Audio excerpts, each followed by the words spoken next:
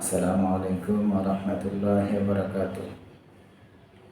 ইন্নাল হামদুলিল্লাহি রাব্বিল আলামিন, আসসালাতু ওয়াসসালামু আলা সাইয়্যিদিল মুরসালিন ওয়া আলা আলিহি ওয়া আসহাবিহি আজমাইন।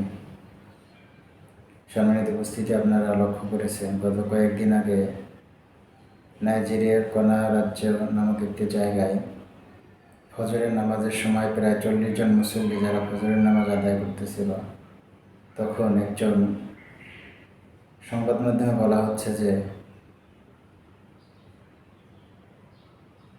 জমি ভাগাভাগি সংক্রান্ত বিষয় নিয়ে মসজিদে 40 জন নামাজরত মুসল্লি যারা নামাজ আদায় করতেছিল তাদেরকে ভিতরে রেখে বাহির থেকে তালা মেরে পেট্রোল ঢেলে আগুন ধরিয়ে দেওয়া হয়। ইন্না লিল্লাহ, কি মর্মান্তিক ঘটনা! বিষয়টাকে খুবই হালকাভাবে দেখা হচ্ছে। নাইজেরিয়ার পুলিশ এবং যারা সাক্ষাৎকার দিয়েছে তারা বলতেছে যে সম্পত্তির ভাগাভাগি জের ধরে এই ঘটনা ঘটানো হয়েছে। তারা বলছে এটা কোনো সন্ত্রাসী কর্মকাণ্ড নয়। এটা যদি সন্ত্রাসী কর্মকাণ্ড না হয় তাহলে সন্ত্রাসী কর্মকাণ্ড কাকে বলে? সম্মানিত উপস্থিতি, আপনারা জানেন বাঘ যখন তার নিজের ব্যক্তিত্বকে হারিয়ে ফেলে, ছাগল এসেও তখন বাঘকে গুঁতো মারা শুরু করে দেয়। আজ মুসলমানরা মুসলমানদের ব্যক্তিত্বকে হারিয়ে ফেলেছে। মুসলমানদের নন্দিত ইতিহাসকে তারা ভুলে গিয়েছে, যার কারণে আজকে মুসলমানরা বিশ্বের ভিতরে খুবই অবহেলিত, খুবই অপমানকর অবস্থায় দিনাতিবাদ করতেছে। মুসলমানদের উপরে জুলুম নির্যাতন হচ্ছে, একের পর এক জুলুম, একের পর এক নির্যাতন চলেই যাচ্ছে। তার জন্য কোনো সঠিক, কোনো সুষ্ঠু বিচার হচ্ছে না। কারণ কি? কারণ আমরাই ইসলাম থেকে দূরে সরে গিয়েছি, আমরাই কোরআন থেকে দূরে সরে গিয়েছি। আমরা যদি কোরআনকে আঁকড়ে ধরতাম, আমরা যদি কোরআনকে ভালোভাবে অধ্যয়ন করতে পারতাম, কোরআন থেকে মেসেজ নিয়ে আমরা আমাদের জীবনটাকে গড়তে পারতাম, তাহলে আজকে আমাদের এত অধঃপতনের শিকার হতে হতো না। এজন্য আল্লাহ রাব্বুল আলামিন পবিত্র কালামে হাকিমের সূরা তাহার একেবারে শুরুতেই ইরশাদ করেন, তাহা মা আনজালনা আলাইকাল কুরআনা লিতাশকা। হে রাসূল, আমি যে কোরআন আপনার উপরে অবতীর্ণ করেছি এটা এই জন্য নয় যে আপনার ভাগ্যকে দুর্ভাগা করে দিবে, আপনাকে হতভাগ্য করে দিবে, বরঞ্চ আমি আপনার জন্য কোরআন অবতীর্ণ করেছি আপনার ভাগ্যটাকে পরিবর্তন করে দিবে। সম্মানিত ভাইরা, আপনারা জানেন আল্লাহ রাসূল সাল্লাল্লাহু আলাইহি ওয়াসাল্লাম যেই যুগে এসেছিলেন, যেই যুগটাকে বলা হয় আইয়ামে জাহিলিয়াত বা অন্ধকারের যুগ, রাসূল সাল্লাল্লাহু আলাইহি ওয়াসাল্লামের বয়স যখন 17 বছর, তখন তিনি হালাফুল ফুদুল নামক একটি সংগঠন প্রতিষ্ঠা করেন। এই 17 থেকে 40 এই দীর্ঘ 23 বছর যাবৎ তিনি তার নিজের তৈরি করা সংগঠন দিয়ে সমাজকে পরিবর্তনের জন্য নানাবিধ সমাজ উন্নয়নমূলক কর্মকাণ্ড তিনি প্রতিষ্ঠা করবার জন্য চেষ্টা করেন। কিন্তু 40 বছর পরে ফিরে দেখলেন পিছনের দিকে যেই জাহিলিয়াত, সেই জাহিলিয়াতেই পড়ে রয়েছে। অতঃপর রাসূল সাল্লাল্লাহু আলাইহি ওয়াসাল্লাম নিরিবিলি কোনো স্থান, নির্জন কোনো স্থান খুঁজে নেবার জন্য তিনি গারে হেরাকে বেছে নিলেন।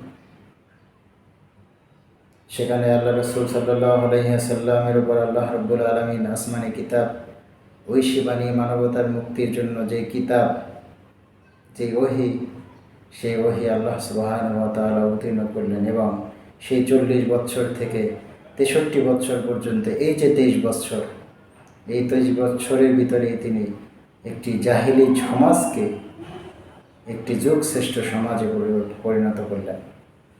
যেই যুগটাকে বলা হতো জাহিলিয়াতের যুগ, সেই যুগটার সম্পর্কে আল্লাহ রাসূল সাল্লাল্লাহু আলাইহি ওয়াসাল্লাম বলেছেন, খয়রুল কুরুনি করনি, যুগ শ্রেষ্ঠ যুগ হচ্ছে আমার যুগ। এজন্য সম্মানিত ভাইরা, সমাজ পরিবর্তনের জন্য কোরআনের বিকল্প নেই। কোরআনের দ্বারমুখী হতে হবে। আমরা কোরআনকে শুধু তেলাওয়াত করি, সুর দিয়ে তেলাওয়াত করি, আমরা শুধু কোরআনকে খতম দিতেছি, কোরআনকে খতম দিয়ে সুর দিয়ে তিলাওয়াত করি, কোরআন দিয়ে আমরা তাবিজ লিখতেছি, আমাদের গলায় ঝুলাইতেছি, আমাদের হাতে ঝুলাইতেছি, আমাদের মাজায় ঝুলাইতেছি, কিন্তু কোরআন আমরা অধ্যয়ন করতেছি না। কোরআন থেকে আমরা শিক্ষা গ্রহণ না নেওয়ার কারণে আজকে আমাদের সমাজের এত অধঃপতন, আজকে মুসলমান জাতি এত অধঃপতন, এত দুর্ভাগা, এত অসহায় অবস্থায় রয়েছে। এই জন্য আসুন আমরা কোরআনের কাছে ফিরে আসি। আমরা যতদিন পর্যন্ত কোরআনের কাছে না ফিরে আসতে পারবো, ততদিন পর্যন্ত আমাদের ভাগ্য পরিবর্তন হবে না। আমাদের মসজিদের ভিতরে তালা মেরে আমাদেরকে আগুন ধরিয়ে শেষ করে দিবে, কিন্তু আইনশৃঙ্খলা বাহিনী বলেন বা বিশ্ব মানবাধিকার সংস্থা বলেন, যাই বলেন না কেন, তারা এটাকে খুব হালকাভাবে দেখবে। এটাকে তারা বলবে এটা কোনো সন্ত্রাসী কর্মকাণ্ড নয়। আমাদের জ্ঞান কবে ফিরবে, আমাদের হুঁশ কবে ফিরবে? সম্মানিত ভাইয়েরা, একটু চোখ মিলে তাকান, একটু নিজেকে নিজে চিন্তা করুন, নিজের মুসলমানিত্বের দিকে একটু তাকান। আপনার মুসলমানিত্বটুকু আছে কিনা, নাকি আপনি সামান্য কিছু দুনিয়ার পিছনে, দুনিয়ার লোভ লালসার পিছনে ছুটতে ছুটতে আপনার ইমানিত্বটুকুই হারিয়ে ফেলছেন?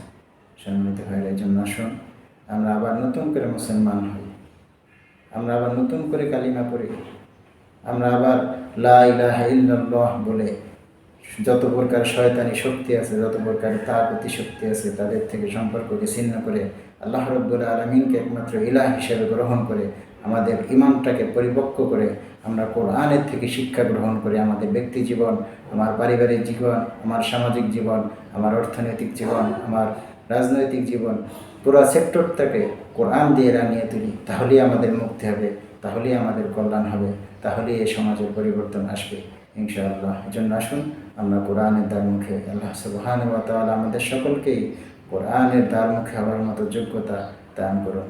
ওয়া আখির দাওয়ানা আলহামদুলিল্লাহি রাব্বিল আলামিন।